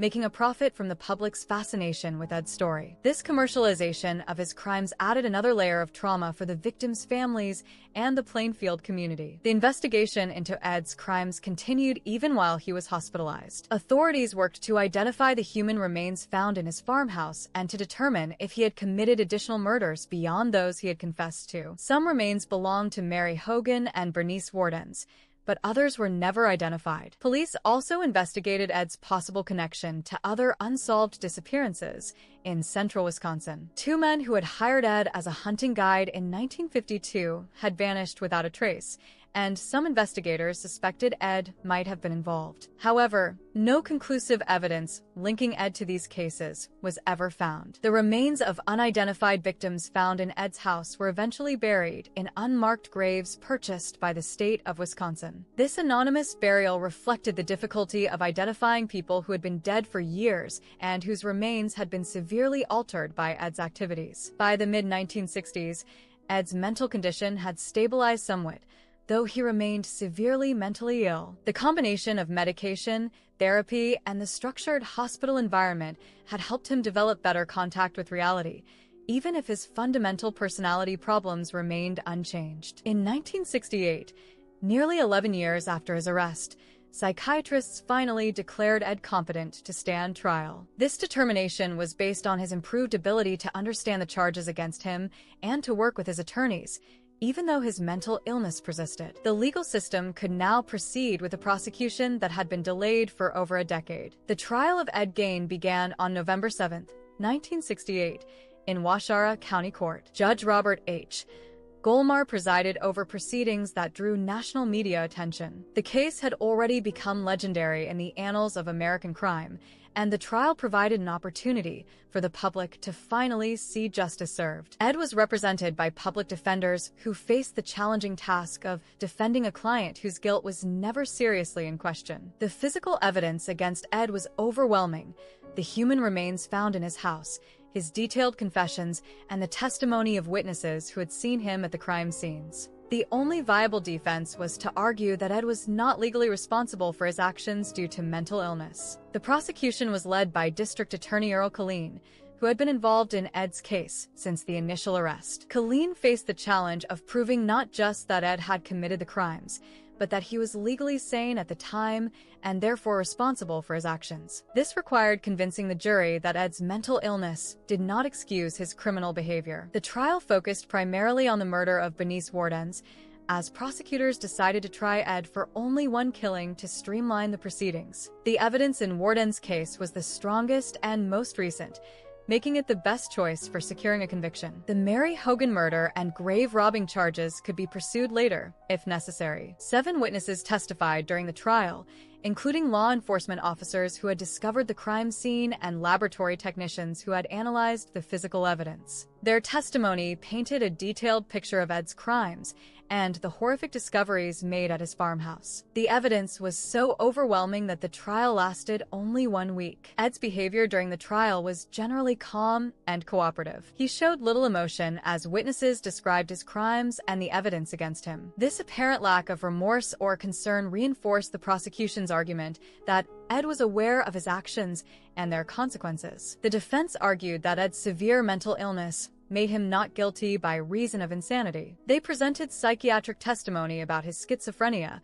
his obsession with his mother, and his complete break from reality. The defense contended that Ed's crimes were the product of delusions and hallucinations rather than rational criminal planning. The jury deliberated for several hours before reaching their verdict. On November 14, 1968, Ed Gein was found guilty of first-degree murder in the death of Bernice Wardens. However, The jury also found that Ed had been legally insane at the time of the crime, which meant he would not face the death penalty or life in prison. Instead of being sentenced to prison, Ed was remanded to the state mental health system. He was returned to Central State Hospital, where he would remain for the rest of his life. This outcome satisfied neither those who wanted Ed executed for his crimes, nor those who believed he was too mentally ill to be held responsible. The families of Ed's victims were deeply disappointed by the trial's outcome. They felt that justice had not been served and that Ed had escaped the punishment he deserved. The legal finding of insanity seemed to them like an excuse that allowed Ed to avoid the consequences of his actions. However, mental health professionals generally supported the verdict. Ed's severe schizophrenia and the obvious connection between his mental illness and his crimes made the insanity defense appropriate in their view. Executing or imprisoning someone in Ed's mental condition would not serve the purposes of justice or public safety. The trial marked the end of the legal proceedings in Ed's case, but not the end of public fascination with his story. His crimes had already begun to influence popular culture, inspiring books, movies, and countless retellings of his horrific acts. The trial provided additional details that would fuel this cultural impact for decades to come. Ed's conviction also established important legal precedents regarding the insanity defense and the treatment of mentally ill defendants. His case demonstrated that severe mental illness could render someone legally incompetent even when they were capable of planning and carrying out complex crimes. This understanding would influence how similar cases were handled in the future. Following his conviction, Ed was transferred back to Central State Hospital, where he would spend his remaining years. The brief period of public attention during his trial gave way to obscurity as Ed returned to the structured routine of institutional life. He would live quietly in the mental health system for another 16 years, largely forgotten by the public, but never forgetting the crimes that had defined his life. The trial of Ed Gein represented both an end and a beginning. It concluded the legal process that had begun with his arrest in 1957, providing some measure of closure for the victims' families and the community of Plainfield. But it also marked the beginning of Ed's transformation from notorious criminal to cultural icon, as his story began to inspire the horror fiction that would make him famous around the world. Even before Ed Gein's trial concluded in 1968, his crimes had begun to capture the imagination of writers, filmmakers, and the general public. The horrific details of his case, the human skin lampshades, the skull bowls, the woman's suit made from preserved corpses, were unlike anything in the annals of American crime. These elements would inspire some of the most iconic horror fiction of the 20th century. The first major work inspired by Ed's crimes came from author Robert Bloch, who lived in Wisconsin and followed the case closely. Bloch was already an established horror writer, but Ed's story provided him with material that was more disturbing than anything he had previously imagined. In 1959, just 2 years after Ed's arrest, Bloch published his novel, Psycho. Psycho was not a direct retelling of Ed's story, but it captured the essential elements that made his case so terrifying. The novel's protagonist, Norman Bates, was a quiet, seemingly harmless man who lived with his domineering mother and ran a small motel. Like Ed, Norman had an unhealthy obsession with his mother and struggled with his sexual and gender identity. The parallels between Norman Bates and Ed Gein were unmistakable to anyone familiar with the case. Both men were isolated bachelors who lived with controlling mothers.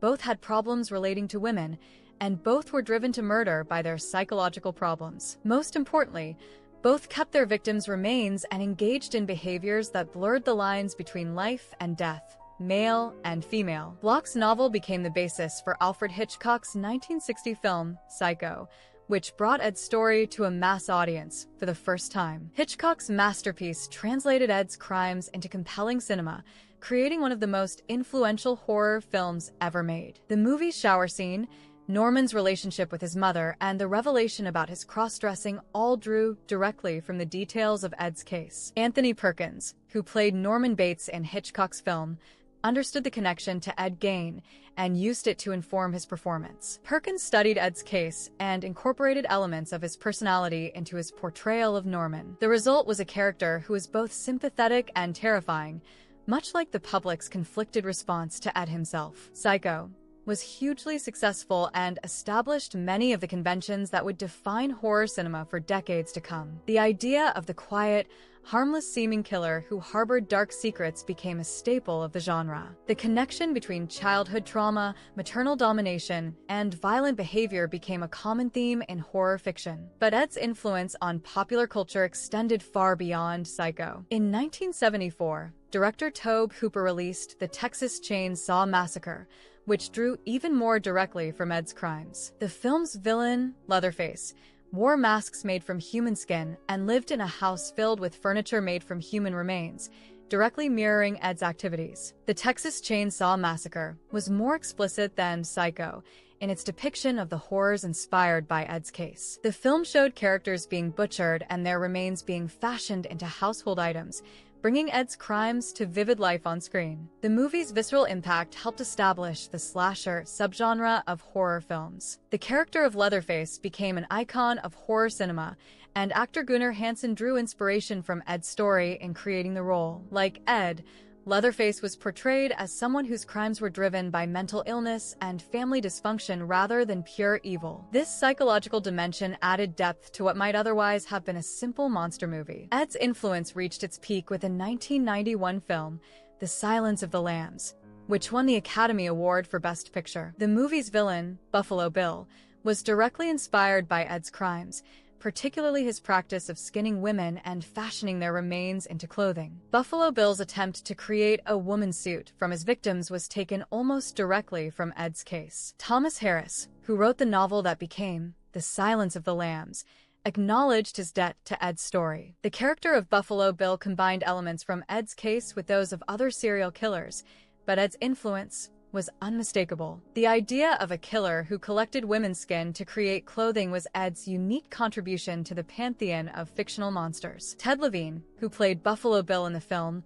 studied Ed's case as part of his preparation for the role. Levine incorporated Ed's mannerisms and psychological profile into his performance, creating a character who was both terrifying and pitiable. The performance helped make The Silence of the Lambs one of the most successful horror films ever made. Beyond these major films, Ed's story inspired countless other works of fiction, from novels to television shows to comic books. His crimes provided a template for fictional killers and established many of the tropes that define modern horror. The quiet, unassuming killer who harbors dark secrets became a standard character type, appearing in everything from Halloween to American Psycho. Ed's influence was not limited to fiction. His case became a landmark in the study of criminal psychology and abnormal behavior. Criminologists, psychiatrists, and law enforcement professionals studied his crimes to better understand the development of serial killers and the relationship between mental illness and violence. The FBI's Behavioral Science Unit,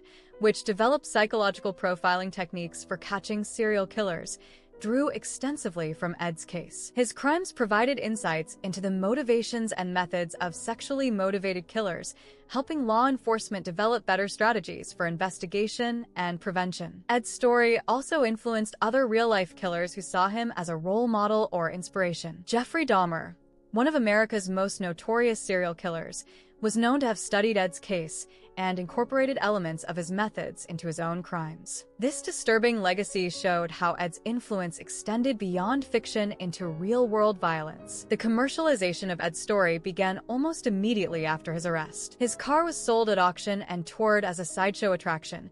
His personal belongings were sold to collectors, and his crimes became the subject of countless books and articles. This commercialization troubled many people, who felt that its victims were being exploited for entertainment and profit. The town of Plainfield struggled with its association with Ed's crimes. On one hand, the notoriety brought unwanted attention and tourism to their small community. On the other hand, some residents recognized that Ed's story had put their town on the map and could potentially benefit local businesses. This conflict between shame and economic opportunity persisted for decades. Ed's grave in Plainfield Cemetery became a macabre tourist attraction. Visitors would come to see where the notorious killer was buried, often vandalizing the tombstone or taking pieces as souvenirs. The grave marker was eventually stolen in 2000 and later recovered near Seattle, highlighting the continued fascination with Ed's story. The psychological impact of Ed's crimes on popular culture cannot be overstated. His case helped establish the modern understanding of serial killers as complex individuals driven by psychological problems rather than simple evil. This more nuanced view influenced how fictional killers were portrayed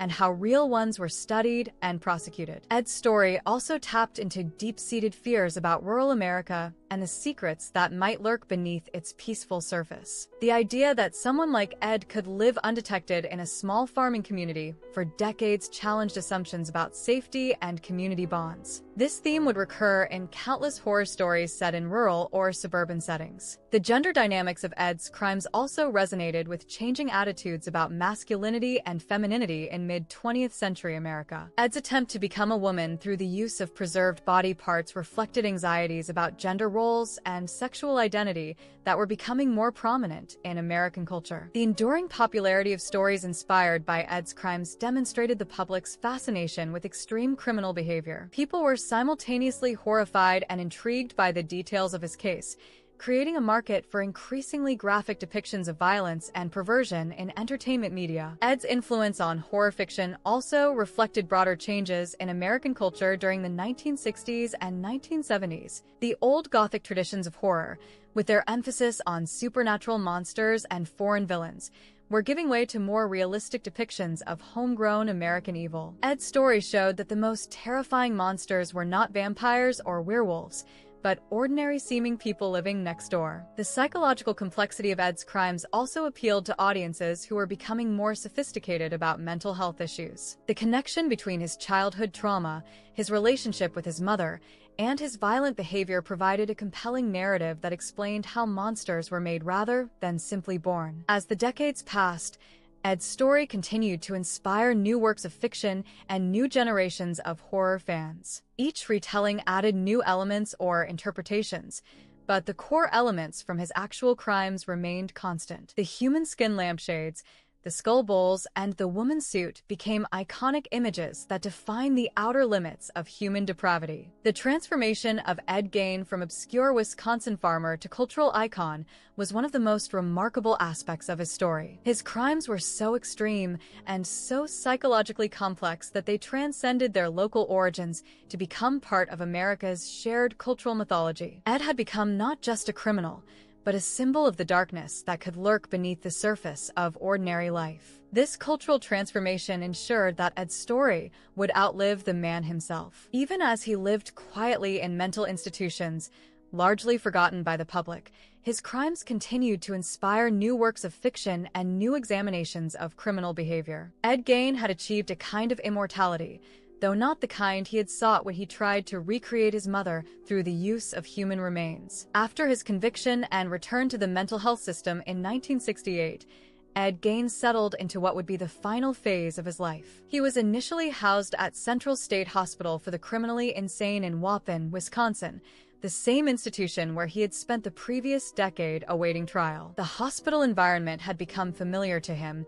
and he adapted easily to returning to the structured routine he had known. Ed's daily life in the mental hospital was remarkably peaceful compared to the chaos and horror of his earlier years. He woke each morning to the sound of institutional bells, ate regular meals in the hospital cafeteria, and participated in various therapeutic activities designed to help manage his mental illness. For someone who had lived in increasing squalor and isolation on his farm, the clean, organized environment of the hospital was probably a relief. The staff at Central State found Ed to be a model patient who caused no trouble and required minimal supervision. He followed rules without complaint, took his prescribed medications regularly, and got along reasonably well with other patients. His violent crimes seemed to be behind him, contained by the hospital environment and his advancing age. Ed's daily routine included participation in occupational therapy, where he learned various crafts and skills. He was particularly good at stone polishing and rug making,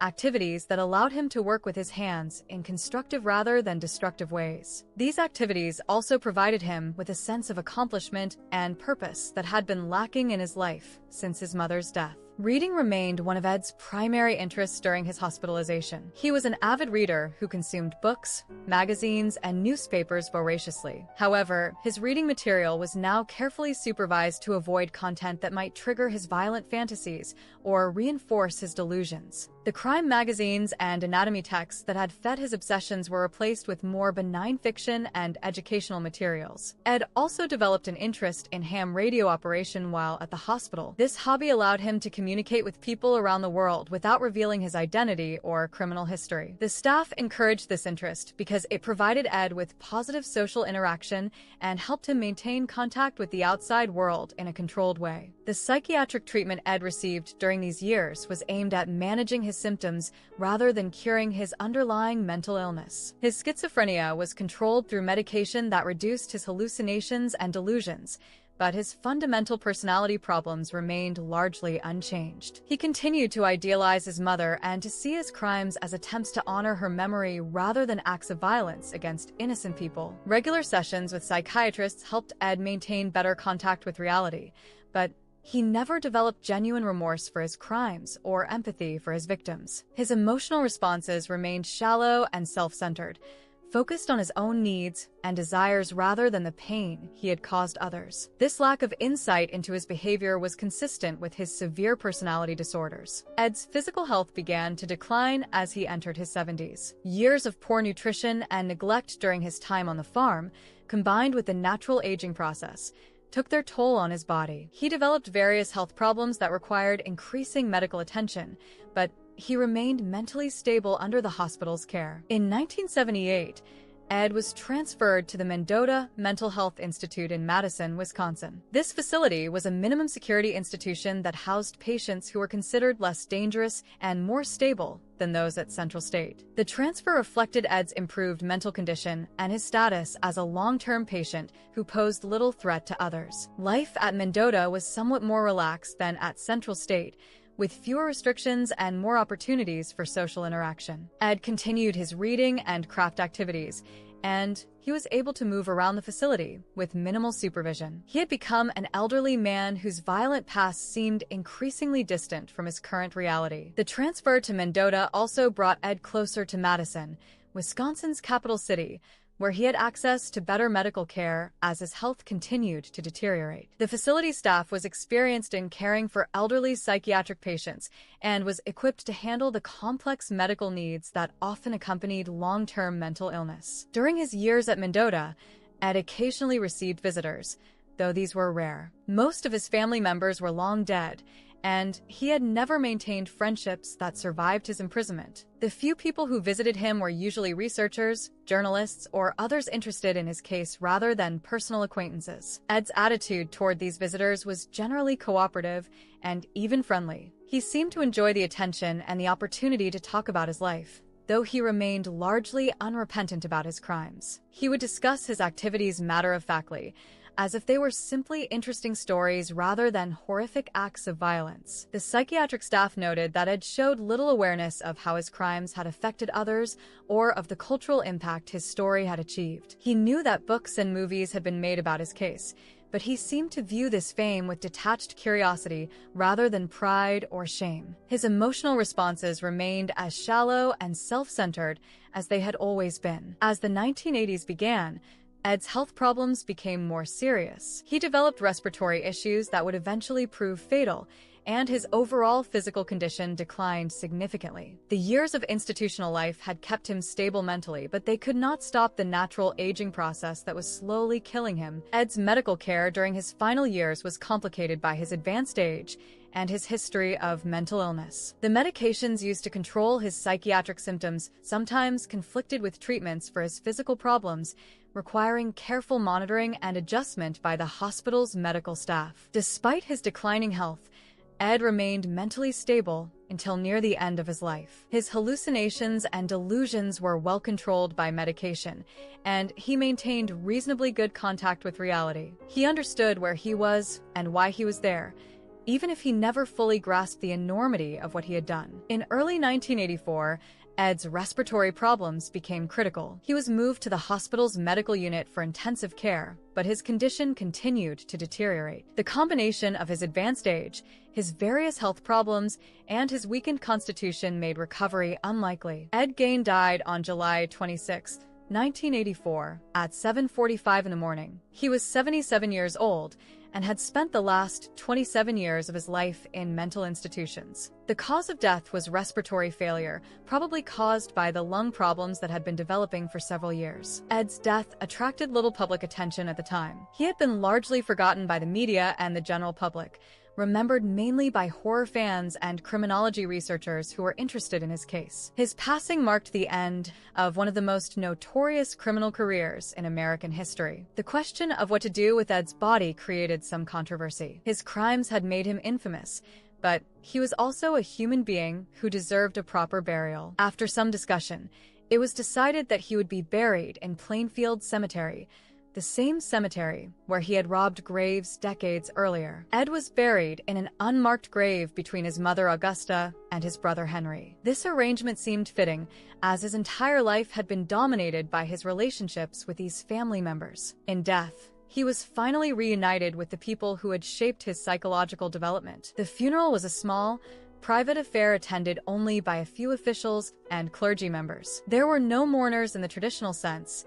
Ed had outlived anyone who might have cared about him personally. His death was simply the final chapter in a story that had begun decades earlier with his birth into a dysfunctional family. Ed's grave eventually became a tourist attraction for people interested in his crimes. Visitors would come to see where the notorious killer was buried, often taking pictures or leaving small mementos. This continued interest in his story demonstrated that Ed's cultural impact had outlived the man himself. The tombstone marking Ed's grave became a target for vandalism and souvenir hunters. People would chip pieces off the marker or scratch their names into it, forcing cemetery officials to replace it several times. In 2000, the entire tombstone was stolen and later recovered near Seattle, highlighting the persistent fascination with Ed's story. Ed's death also raised questions about his legacy and the lessons that could be learned from his case. Mental health professionals studied his case to better understand the development of severe personality disorders and the relationship between childhood trauma and adult violence. His story became a cautionary tale about the importance of recognizing and treating mental illness before it led to tragedy. The cultural impact of Ed's crimes continued to grow even after his death.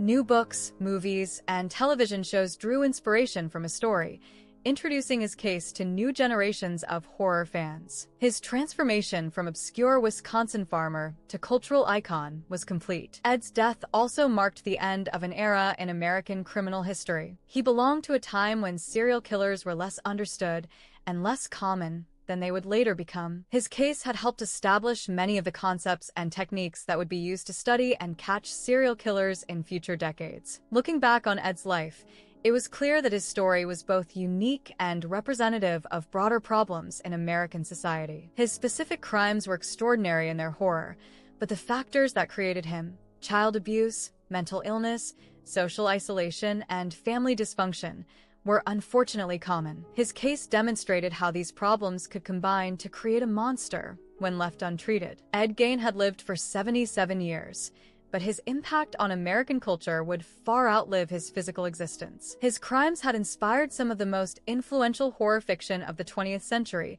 and had helped shape the modern understanding of serial killers and criminal psychology. In death, as in life, Ed Gein remained a figure of fascination and horror for anyone who encountered his story. The small cemetery in Plainfield, Wisconsin, where Ed was buried, became the final resting place of one of America's most notorious criminals. But it was also the resting place of a deeply damaged human being whose life had been shaped by forces beyond his control. His story was a reminder that monsters are made, not born, and that society has a responsibility to recognize and address the conditions that create them. Ed Gein died on July 26, 1984, but his story was far from over. In the years since his death, his crimes have continued to fascinate and horrify new generations, ensuring that his name remains synonymous with some of the most disturbing acts in American criminal history. The quiet farmer who lived in isolation on a Wisconsin farm had become an enduring symbol of the darkness that can lurk beneath the surface of ordinary life. The immediate aftermath of Ed's death was relatively quiet. Few people attended his funeral,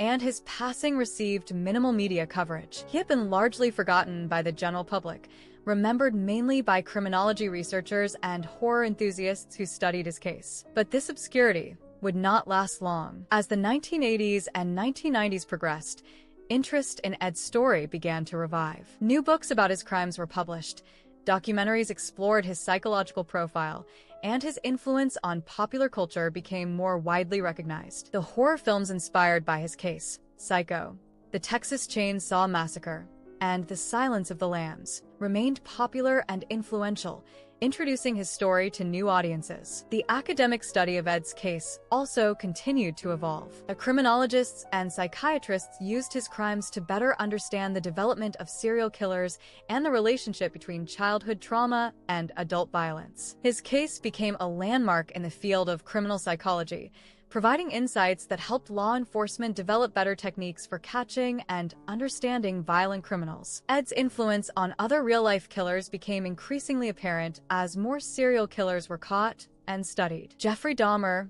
Dennis Nilsen, and other notorious murderers showed clear influences from Ed's methods and motivations. This disturbing legacy demonstrated that Ed's impact extended beyond fiction into the real world of criminal behavior. The commercialization of Ed's story also continued after his death. His crimes inspired countless books, movies, documentaries, and other media products. Tourist attractions related to his case drew visitors to Wisconsin, and collectors paid high prices for items associated with his story. This commercial exploitation troubled many people who felt that the victims of his crimes were being dishonored by the profit-making ventures. The town of Plainfield continued to struggle with its association with Ed's crimes. While some residents embraced the notoriety as a potential source of tourism revenue, others wished they could escape the connection entirely. The community remained divided about how to handle their unwanted fame and the continuing stream of curiosity seekers who visited the area.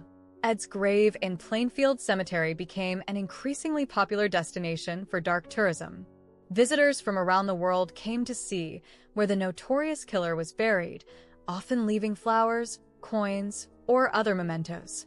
The cemetery struggled with vandalism and theft, eventually having to replace Ed's tombstone multiple times. The psychological impact of Ed's crimes on popular culture continued to grow. His story had helped establish the modern conception of the serial killer as a complex individual driven by psychological problems rather than simple evil. This more nuanced understanding influenced how fictional killers were portrayed and how real ones were studied and prosecuted. The gender dynamics of Ed's crimes also remained relevant as society continued to grapple with issues of masculinity, femininity, and sexual identity. Ed's attempt to become a woman through the use of preserved body parts reflected